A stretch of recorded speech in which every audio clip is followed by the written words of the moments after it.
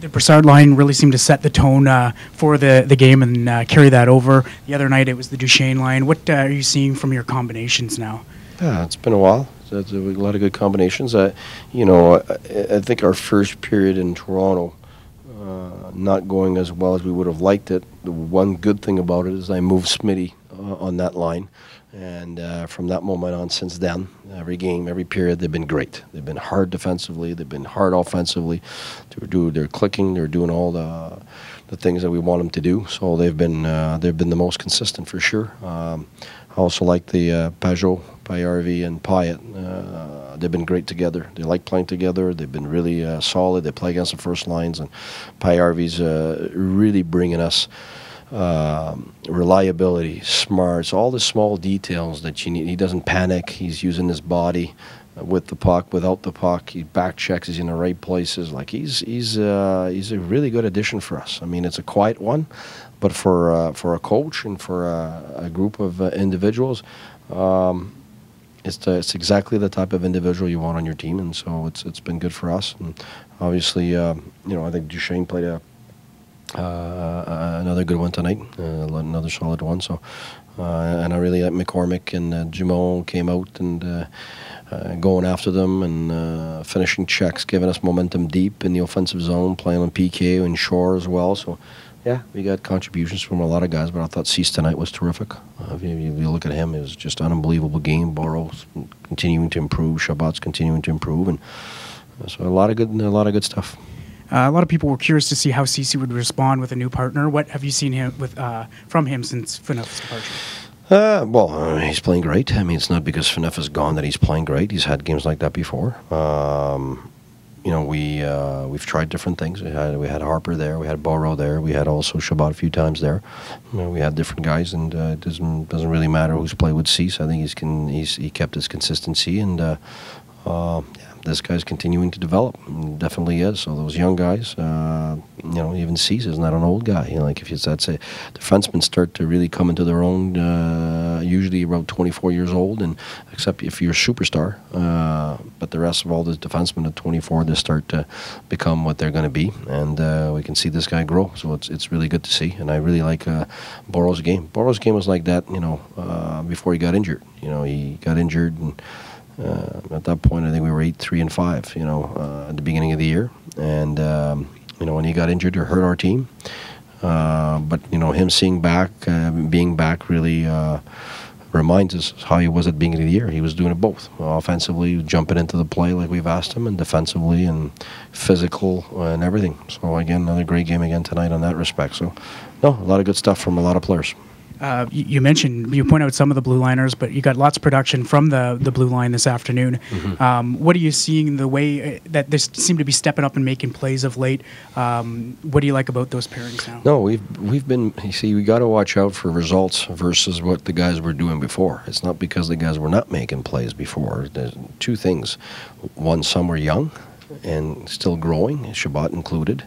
And Cease, after having a really good year defensively last year, having to play against top players all year, put a lot more emphasis this year on what he would do with the puck, and that's just really starting to. But he's done a lot of great stuff all year. It's not because the puck didn't go in that he wasn't creating or giving us those jumping into the play. He's done it all year.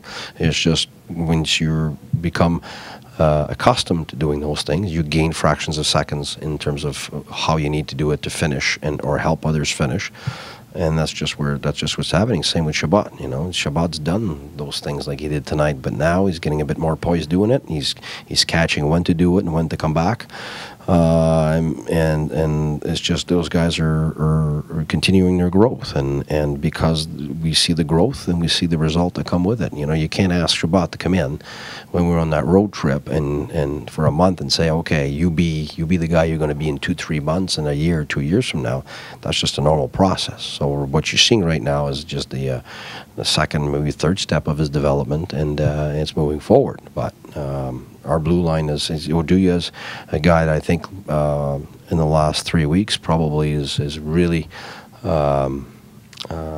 getting accustomed to, how we were playing here. And when you're used to playing a certain way, you're stuck in your ways. And so, again, sometimes being in between things and having to manage a lot of ice time because we had those young guys having to take some top 4 minutes for a long time.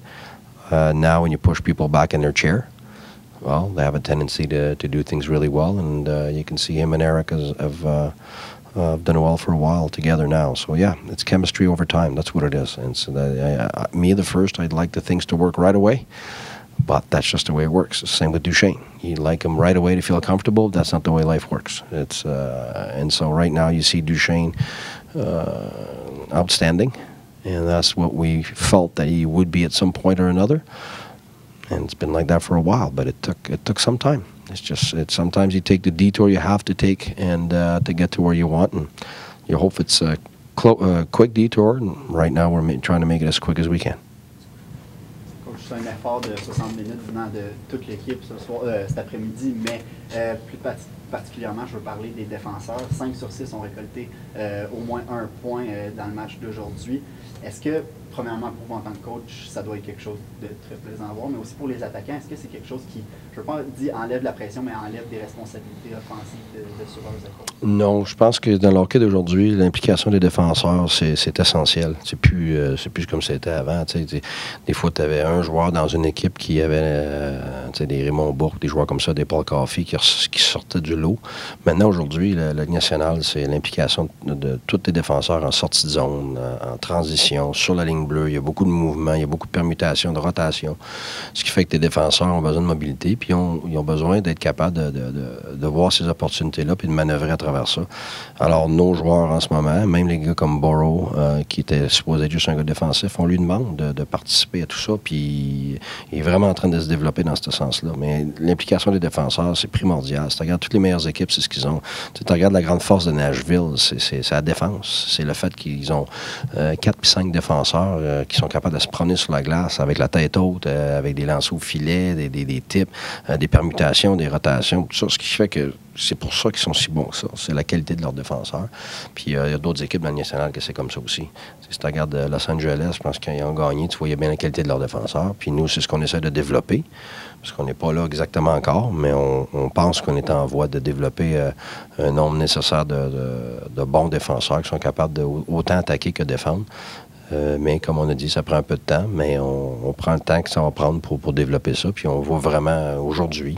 Mais on l'a vu le dernier match aussi. Et on a vu les mêmes genres d'offensives. Si tu regardes contre Pittsburgh, là, on a eu beaucoup d'implications de nos défenseurs. On aurait certainement mérité un meilleur sort après 2 périodes là-bas. Alors, on continue dans cette veine-là. Je me rappelle en début de saison, vous étiez un très grand fan de la combinaison de Brassard et Stone. Aujourd'hui, vous avez connu un très bon match. Est-ce que vous avez vu les mêmes choses que vous voyez en début de saison de ces 2 joueurs-là?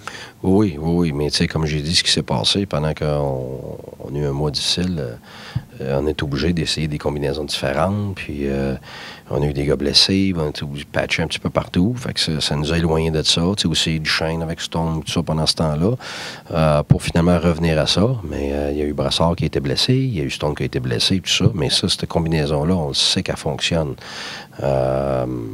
En ce moment, ce que j'aime, c'est Smith avec eux autres. Là. Il amène beaucoup de drive, il est les premiers sur la rondelle. Tu as besoin de quelqu'un comme ça avec eux autres.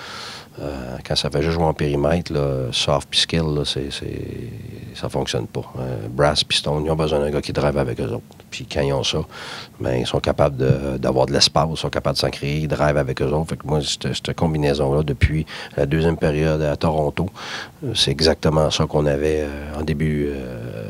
Puis l'année dernière, on joue 3 mois ensemble. Hein. Fait qu'on le savait, mais après ça, on a bougé plein de choses. Puis on revient à ça parce qu'on sait que ça fonctionne. Stone Brassard, c'est une connexion sûre. Puis après ça, c'est qui le complément avec eux autres. C'est surtout ça, là. En ce moment, je pense que Smith amène un gros complément à cette ligne-là.